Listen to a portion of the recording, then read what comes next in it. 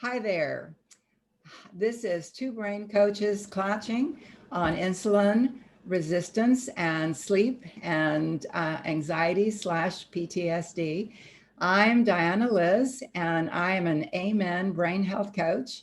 And I'm here with my friend and partner, Pam Miles, who is also an Amen brain health coach. And of course, Dr.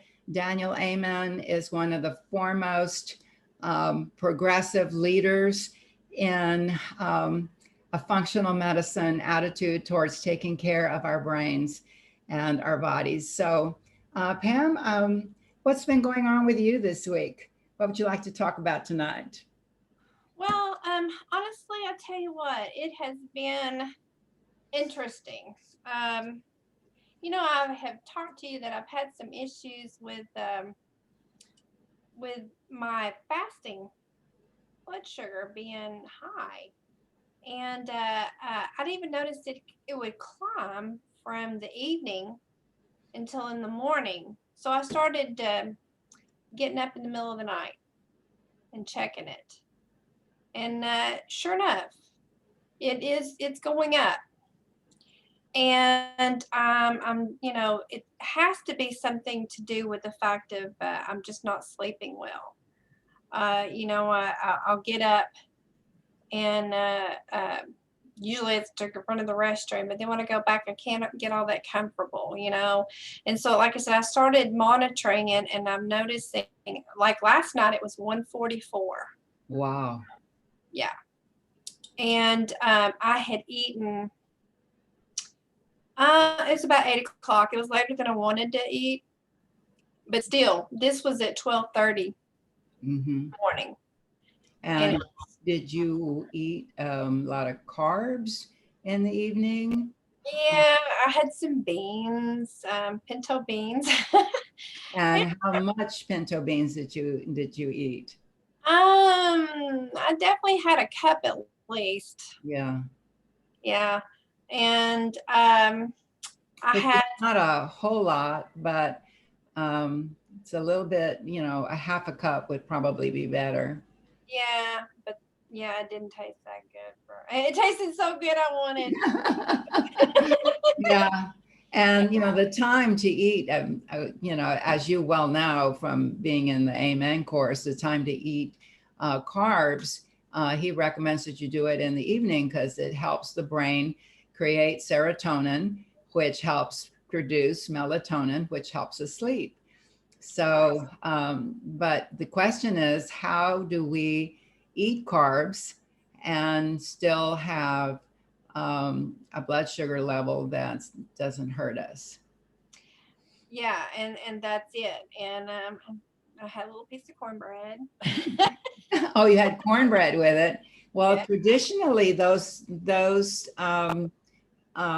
foods are blend well together, and that's how they've been eaten for thousands and thousands of years. And our ancestors knew that that was a somehow they just had the wisdom to put those foods together. So how much cornbread did you have? I didn't really measure it. It was bigger than it should have been, but well, it was good. But yeah, and so I knew that I was gonna probably suffer from that. Yeah.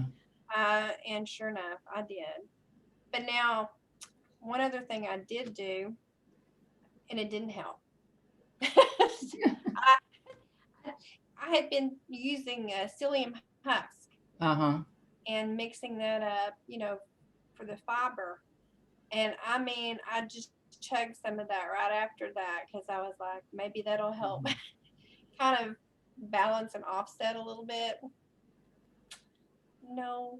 And did you add any butter to the cornbread? Uh, hmm. Yeah. No, the reason is because when you add fat, That. Yeah. it helps slow, as you well know, it slows down the metabolism somewhat so that sugar doesn't just bam you. Yeah, I try and add a tablespoon to the evening meal, just a whole tablespoon of olive oil, Olive extra oil. virgin. and add it, and then a little butter on top, or coconut oil, or whatever else I can get. And we still are fat phobic in our culture from the work of Ansel Keys back in 1956. And the brain is cholesterol, and the brain needs fat, and fat does not make us fat. Fat makes us thin, according to Mark Hyman, president of the Institute of Functional Medicine. He's got a book, Eat Fat, Grow Thin, Mark Hyman. Well, I can definitely do that. I love fat. So, like I said, I tried the fiber, didn't work. I got up in the morning. It had dropped though, finally. I think it was like 117. Mm-hmm. I'm not doing a cartwheel about that, but it was lower than the 144, and it was, at 12:30. And I had a cup of coffee, just one, plain, no sugar, no creamer, nothing, just black. And it did that same drop. Interesting. This is like the fourth or fifth time, and it's 100%. Each time it's dropped 10 or more points. That's amazing. It's interesting. Yes, and nothing else. Yeah. No food, no nothing else. I just did that. And we were talking about exercise and when to do it. You remember, and how much to do and all this other stuff. Of course, I love to walk. And I walk normally first thing in the morning before I eat. And because I just haven't, normally, I hate to say this, but I just was not a breakfast person. Now that I have switched and I'm converted, I definitely have to have, breakfast. And I would check my blood sugar, and it did not phase it one bit. It did not lower it, didn't do anything. And I'm walking 4 miles. Yeah. And then I started eating very light, but still, it might be a boiled egg in my smoothie. I would have that and get something on my system, walk, and then check it, and it would lower it. So I have found that works for me. Yeah. Well, each of us is unique, and we have to biohack ourselves. And, we frequently take different approaches, and it's about exploring and experimenting until we find what works for us.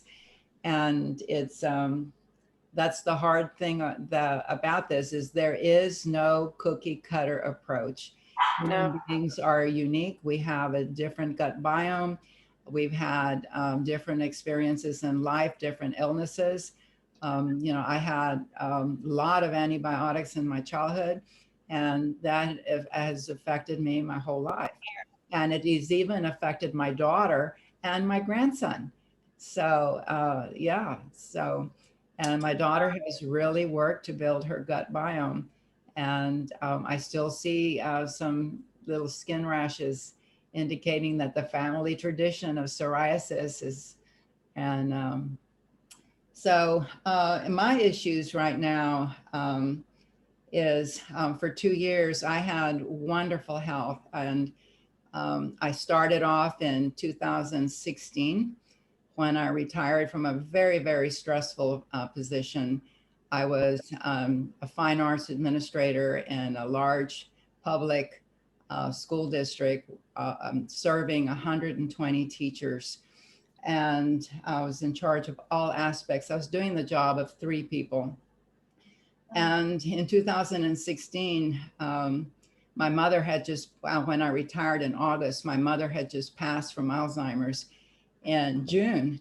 And I was sure I had Alzheimer's, and I had cognitive decline. I knew it, and which is what got me started in the Institute of Functional Medicine. I said, I need to find out what I can do to help myself. I want to stay healthy for a few more years. And my grandmother had also died from Alzheimer's, and she'd had it for 21 years. Wow. And I said, I will not put my daughter through that. And but I went through the Institute of Functional Medicine. I put all these practices into work. My psoriasis, for the first time since I was 4 or 5 years old, my psoriasis was gone 100%. The rosacea that I deal with, it was gone. The fibromyalgia that I had trouble going up and down the steps. It was so painful. And I would go out ballroom dancing and I would not sit because it hurt so much to sit down and stand up. And I'm a trained dancer. I dance classical ballet, so I can tolerate pain. And, we had just, lots of training on standing on the ends of your toes when you have no toenails. I mean, you just learn to suck it up. And I would dance in high heels, and I could tolerate the pain moving, but I could not tolerate the pain of sitting and standing. And so, it was 2 wonderful years of no fibromyalgia, no psoriasis, and improved cognition. And then all of a sudden, my blood sugar started doing this crazy stuff. And I'm eating the same food I was eating before.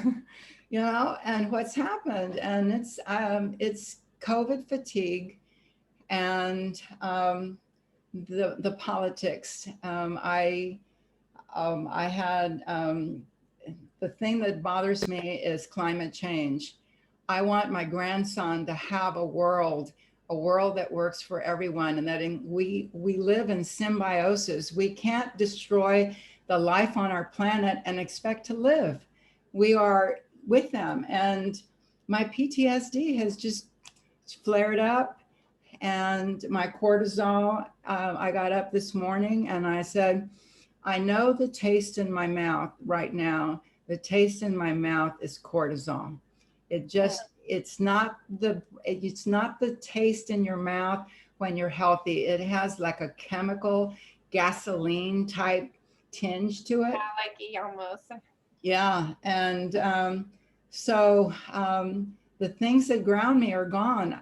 Going to yoga, going country western dancing or ballroom dancing, business networking. I love being around people, and I love like-minded people and energetic, and just being in that atmosphere of growth and abundance, and all those things are gone. And I'm very thankful for this opportunity to Klatch with you, because it's difficult, and COVID fatigue is real. I had one of my most rigid friends who was a banker, and everything goes by the letter of the law. You dot all your decimals and everything is just perfectly straight. And he says, I don't care. I'm going dancing. I just can't be at home anymore by myself. And if this individual who is so precise and rigid in their lifestyle can just throw everything and say, I'm going to dance ballroom, and I don't care if I get sick. That's the expression of COVID fatigue. And if it can get my friend, it can get anybody. Yeah. Yeah. It is amazing. When at first, we started having shutdowns and things, I actually enjoyed just stopping. Yeah. Because I am, definitely a people person. And, you talk about networking. I mean, it is fun. And I get enjoyment with helping people and connecting people and things, and being around people. It just brings life to me, joy.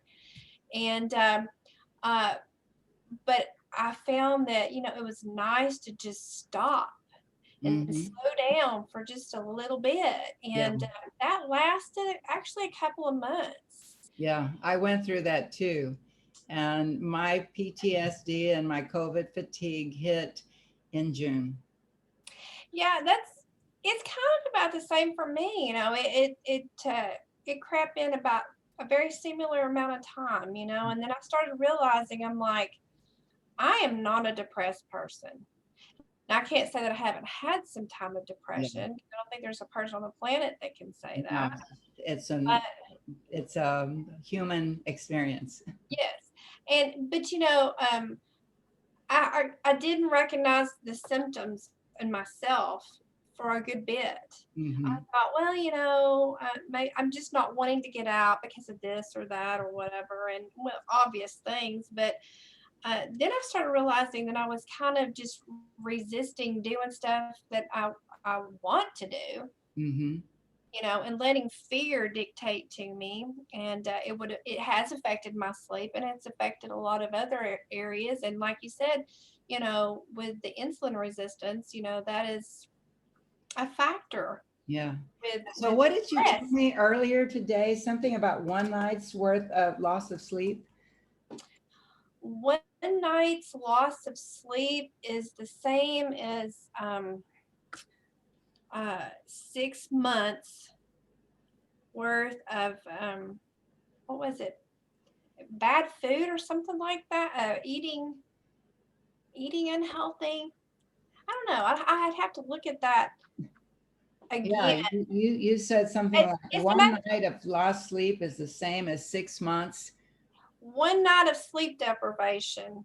Uh, it boosted insulin resistance as much as eating high fat foods for 6 months. There you go. So that's how important sleep is. And Yeah, and I yeah, can tell that has, honestly, Diana, it's so funny because I look and I realize that that has been a huge thing with me. I have had insomnia for 20 years, over 20 years.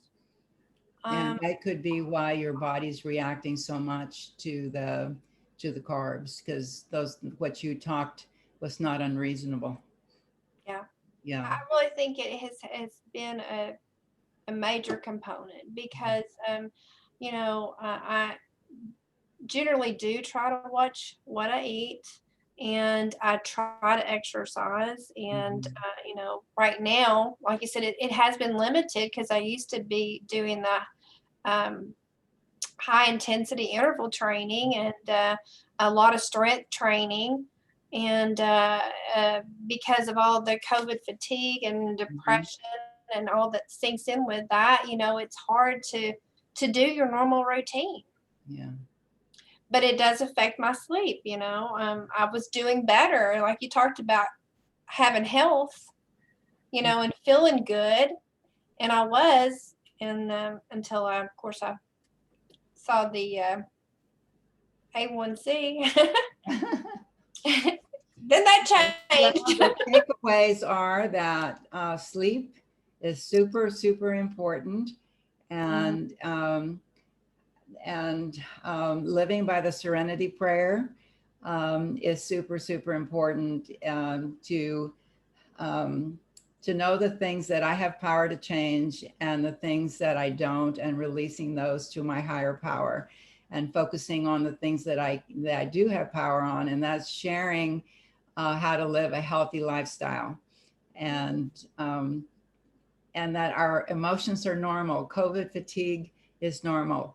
Depression during COVID fatigue is normal. Anxiety during Right. COVID fatigue is normal.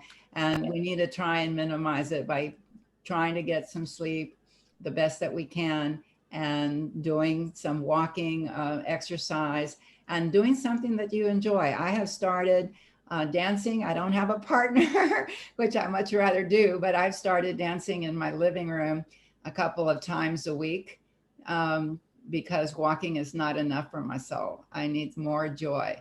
And I hope that this helps you cope with, we've got, we don't know how exactly how long we have before we have a vaccine. It's out there.